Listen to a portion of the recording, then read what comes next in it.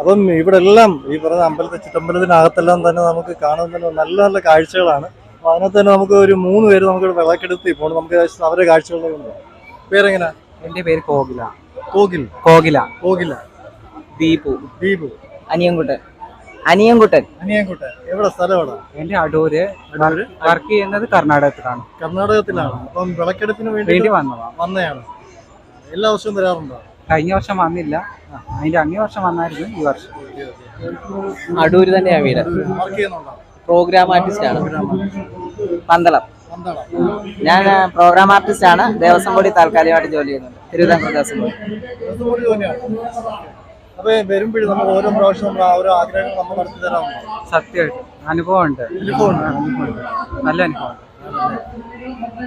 അനുഭവങ്ങളുണ്ട്. കഴിഞ്ഞ വർഷം വരാൻ പറ്റിയിട്ടില്ല. അപ്പൊ അതുകൊണ്ട് അതിന്റെ ഒരു ഇതുണ്ടായിരുന്നു. അത് മാറുന്നതിന് വേണ്ടി ഈ പ്രാവശ്യം 2 ദിവസം എടുക്കുന്നുണ്ട്. അതിന് വേണ്ടിയിട്ട് നമ്മൾ 2 പ്രാവശ്യം എടുക്കുന്നുണ്ട്. ഈ നാളെ എടുക്കുന്നുണ്ട്.